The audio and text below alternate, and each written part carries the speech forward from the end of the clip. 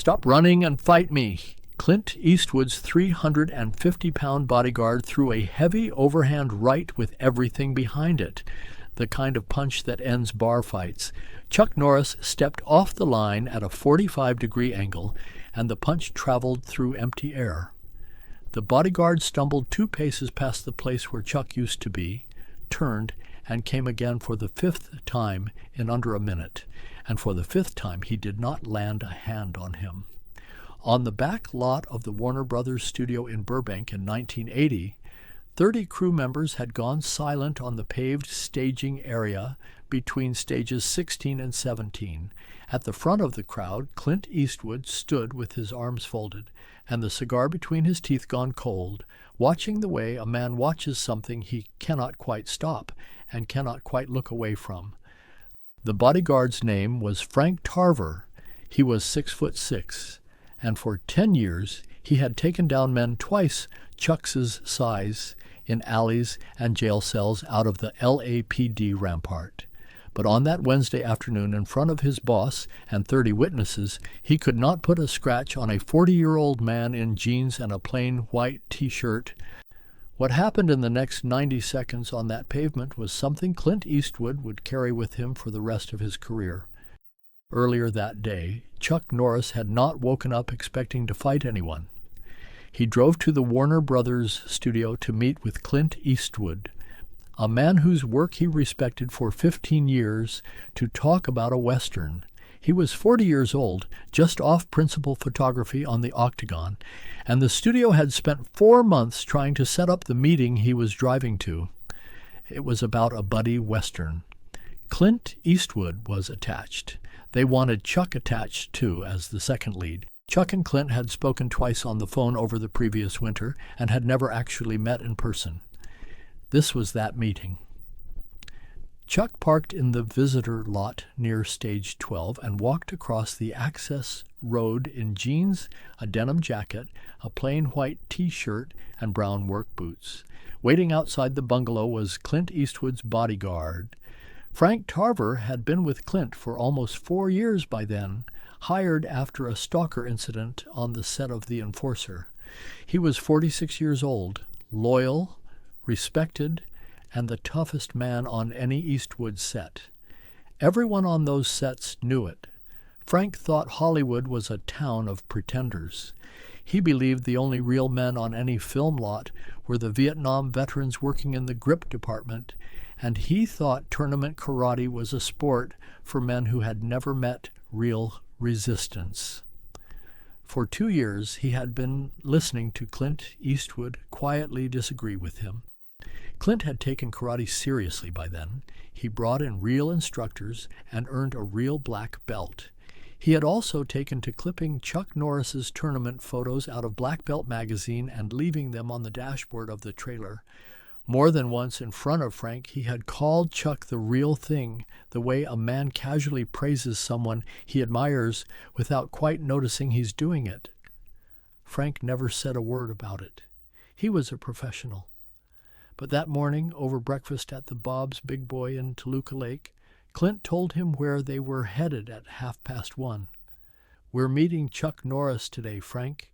You're going to like him. The man is the real thing." Frank didn't finish his eggs. Chuck walked into the producer's bungalow at 25 minutes to 2. Clint was already there.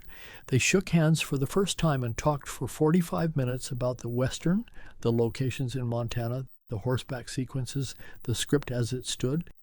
They liked each other within 5 minutes of meeting. Clint suggested they walk over to the commissary for lunch and keep talking. Frank Tarver had been standing outside the bungalow door the entire 45 minutes. He'd heard muffled laughter through the wood. He'd seen the silver shape of an Eastwood Norris poster mock-up taped to a production assistant's clipboard.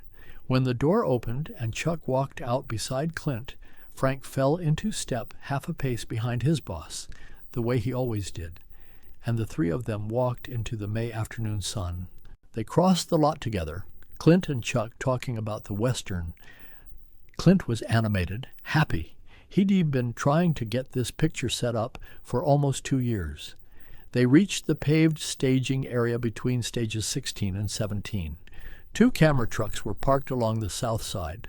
A second unit crew was loading equipment after a morning of exterior shots. About 20 crew members were in the immediate area. Some recognized Clint and Chuck. Most didn't. Clint stopped halfway through the staging area, mid-sentence about a scene he wanted to shoot in Montana, a fight on horseback. He gestured with his cigar. "Chuck, the move I keep trying, the spinning back kick from horseback, I can't get the rotation right on the dismount. You ever drilled that one?" Chuck smiled and said yes. He explained it came down to where the planted foot was when the hip turned, and that most people set the planted foot too far inside the line of the kick. He could show him in about 30 seconds if Clint wanted. Clint laughed. "Show me." Chuck took off the denim jacket, folded it once, and handed it to Frank without looking at him. He stepped into the open paved area. Clint took off his sport coat and tossed it onto the hood of the nearest camera truck, then walked out to meet Chuck. The crew watching had gone still. A second unit director said quietly to a grip, "Is that Norris?" The grip nodded. Chuck walked Clint through the kick, correcting his hip rotation with a light hand on the waist, demonstrating it himself at quarter speed and then at half speed. Clint tried it. Still not right. Chuck adjusted the angle of Clint's planted foot by about 4 inches. Clint tried again. This time the rotation landed clean. Clint laughed out loud and clapped his hands once. He turned to the watching crew, grinning, and said the sentence that set off everything that followed. "You see that? Frank, are you watching? That is exactly why I wanted this man on the picture. The man is the real thing." Frank Tarver had heard Clint say that sentence about Chuck Norris for 2 years. In trailers, in hotel lobbies, in the back of the car driving home from sets. He had never said a word about it. He had been a professional. He was not a professional in that moment. Frank dropped Chuck Norris's denim jacket on the asphalt and stepped onto the paved area. He spoke loud enough for every crew member in the staging area to hear, and the area went quiet within 2 seconds. "The real thing? Sir, with all due respect, that was a dance lesson. That's what we just watched. A grown man in jeans showing another grown man how to spin around without falling over. That's not the real thing. That's choreography for the Tonight Show." Clint went still. Chuck turned around. Frank kept going. The words had been waiting 2 years, and he wasn't going to stop now. "You want to know what the real thing is? The real thing is a man with a knife in a stairwell in MacArthur Park at 2 a.m. who's decided he's going to gut you, and the only thing between him and you is whether your hands are faster than his. The real thing is a soldier on PCP in a stockade cell who thinks you're his dead father and wants to kill you for it. I've done the real thing for 22 years, Mr. Eastwood. I've done it in Vietnam, and I've done it in this city. And I haven't met one tournament man in any of those situations, because tournament men don't exist in those situations. They exist on mats with referees. They exist in front of the cameras. They exist in karate magazines." He turned to Chuck and pointed a finger at him. "You would not last 30 seconds with me in a real fight, Mr. Norris. Not 30 seconds. And I'm tired of hearing my boss say otherwise." Across the staging area, the second unit director set his coffee down on the hood of the camera truck slowly, the way a man sets something down when he wants both hands free. The script supervisor took a step forward, not back. Buddy Van Horn, the stunt coordinator, was already walking, not stopping, walking toward the center of the pavement, clipboard still under his arm, because he'd been on enough sets to recognize what a shift in body language meant and wanted to be close enough to stop something if it came to that. Clint Eastwood looked at his bodyguard the way a man looks at an employee who's just done something that can't be undone. Quietly but clearly, he said, "Frank, apologize to Mr. Norris right now and go wait in the car." Frank didn't move. He didn't look at Clint. He looked at Chuck. "No, sir. I'm not going to apologize for telling the truth in front of working men." Clint's voice went harder. "Frank, that was an order. And you can fire me for it tonight, sir. But I'm not going to walk off this lot pretending what I just said isn't true." Chuck Norris hadn't spoken yet. He stood about 8 feet from Frank, hands loose at his sides, the same calm expression he'd worn since stepping out of his car. He looked at Frank for a long moment, then at Clint. Quietly, he said, "It's all right, Clint. He's been carrying this for a while. We can settle it in a minute and still have lunch," Clint said. "Chuck, you don't have to do this." "He thinks I do, and he's not wrong exactly. Let's get it done." He bent down, picked up the denim jacket Frank had dropped, folded it once, and handed it to Clint. He kept the white T-shirt on, the jeans on, the brown boots on. He stepped back into the open paved area, looked at Frank, and said, "You have 30 seconds. Use them however you like." Frank Tarver didn't take a martial artist's stance. He took a cop's stance, weight forward, hands open at chest level, the stance of a man who'd taken people down for a living for 10 years. He intended to close the distance, control Chuck's arms, drive him into the side of the camera truck 6 feet behind him, and pin him there against the metal where size would finally settle the argument. Chuck didn't take a stance at all. He stood the way he always stood, hands at his sides, weight even, eyes on the center of Frank's chest. Frank came forward fast and threw a probing jab, not a real one, the kind of jab a cop throws to measure distance before committing. Chuck's head moved 3 inches. The jab found air. Frank stepped in for the grab, a 2-handed reach for the shoulders. Chuck pivoted 45 degrees off the line. Frank's hands closed on nothing, and his own momentum carried him 2 steps past the smaller man. He turned. He'd made this exact entry on hundreds of men in his career. They'd always been there to be grabbed. He reset and came again harder, dropping his weight the way the police academy had taught him back in 1965, driving forward to wrap Chuck up around the waist and take him to the pavement. Chuck stepped inside the line of the drive. His right palm landed flat on Frank's shoulder. He didn't strike. He used Frank's own forward momentum to redirect him past. Frank stumbled 3 steps before catching his balance. Frank turned around. His face had gone red, not from exertion, but from something else. He threw a real jab now, fast and snapping. Chuck slipped it by rotating his shoulders 4 inches. Frank threw a left hook to the body. Chuck checked it with his elbow without changing his stance. The impact was real. Frank's fist hit Chuck's elbow, and Frank's face flickered for a moment, a small flinch he couldn't hide. Frank came forward with a combination: jab, cross, hook. The first 2 missed. The third Chuck caught on his forearm, the kind of catch a senior boxer uses when he lets a punch spend itself against bone, rather than blocking it cleanly. 25 seconds had passed. Frank Tarver had committed 4 entries against a man in jeans, and not one had landed. Chuck Norris hadn't thrown a strike. This is where Frank got dangerous, because he got desperate. He stopped trying to grapple and stopped trying to set up. He started throwing punches in earnest.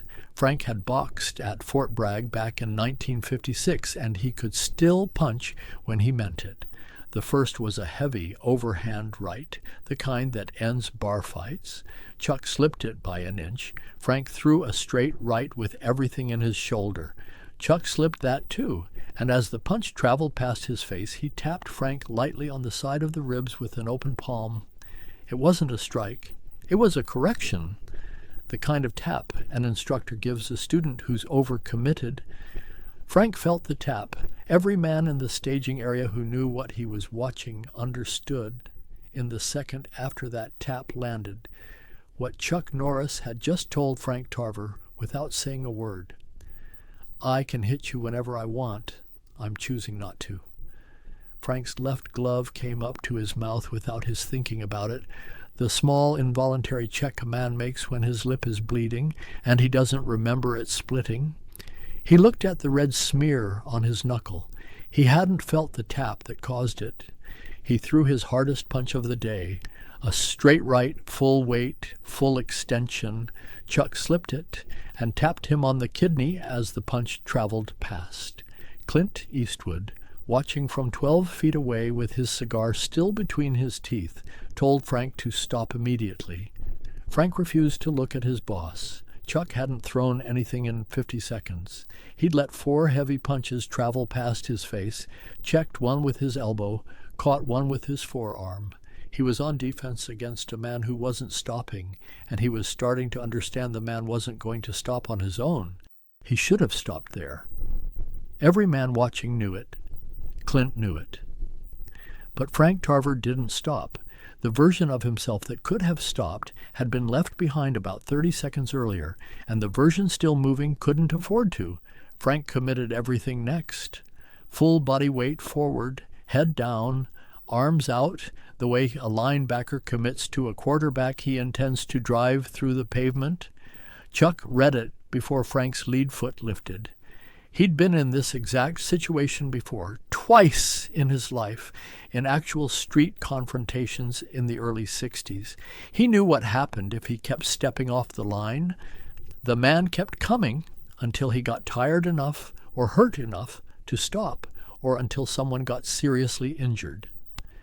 Instead of stepping off the line, he dropped his weight onto his right foot, rotated his hips, and brought his left knee up into Frank's solar plexus as Frank's full body weight committed forward. It wasn't full force. It was calibrated, the exact amount required to stop 350 pounds of forward momentum, and not a pound more. Frank's body folded around the knee. The air left him in one sound. He went down to one knee, then both, then one hand on the ground, trying to breathe and unable to. Chuck stepped back 2 paces, hands open at his sides. "Stay down, Frank. Just stay down. It's done." Buddy Van Horn took a half step forward, ready to walk Frank off the pad. Clint hadn't moved. The script supervisor had both hands over her mouth. It took Frank 12 seconds to get his breath back. Long seconds. Then he stood up. His shirt was torn at the collar.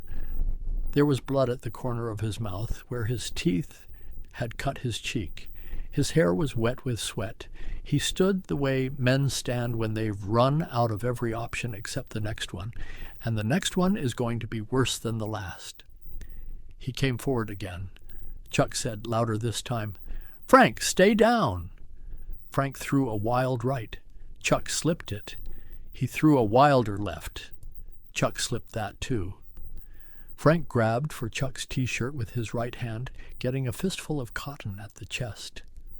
A grab is a commitment. Every man who knew anything in that crowd understood it.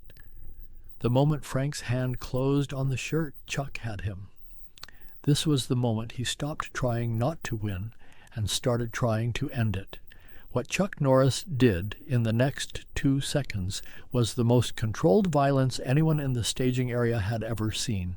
He didn't throw the kick that had won him 6 world championships. He didn't break the elbow he was now positioned to break. He didn't strike the throat that was open to him.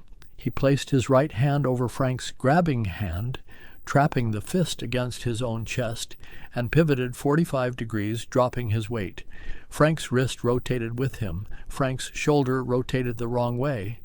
Frank had 2 choices in the next half second: follow the rotation down to the pavement or have his shoulder dislocated. He followed it down. He landed flat on his back on the asphalt. The sound of 350 pounds hitting pavement carried across the staging area. Someone on the 2nd unit crew said, "Jesus," without meaning to. Chuck didn't let go of the hand. He kept the wrist trapped, dropped to one knee beside Frank's head, and placed his free hand flat across Frank's collarbone. Light pressure, the kind of pin a senior wrestler uses on a junior wrestler to make a point. He leaned down close enough that only Frank could hear him. "Frank, listen to me. I need you to promise me something right now before I let you up. I need you to promise me you're going to stay on this pavement until your breathing settles, because if you come up swinging one more time, I'm going to have to hurt you in a way I don't want to hurt you. And I think you have a wife, and I think you have kids, and I'd like you to go home to them tonight, able to lift them. Do we understand each other?" Frank looked up at him, breathing in short, ragged pulls, his mouth bleeding. There were tears in his eyes that weren't from pain. They were from something else. The thing that happens inside a man when 22 years of certainty about himself collapses in 90 seconds in front of his boss. He nodded once. Small, clear.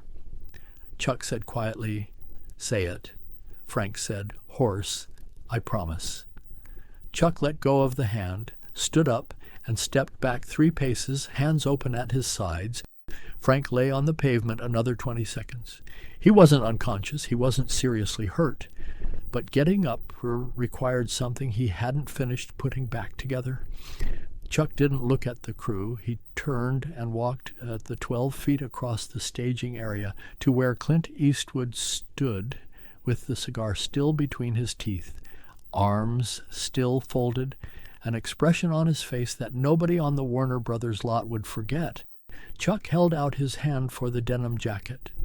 Clint handed it to him. Quietly, for Chuck alone, he said, "I'm so sorry." Chuck shook his head once. He needed it. He'll be a better man tomorrow. He put the jacket back on.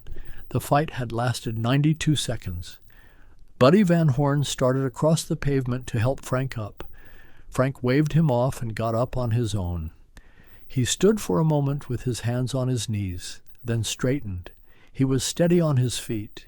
He turned and looked at Chuck Norris across the 12 feet of asphalt between them.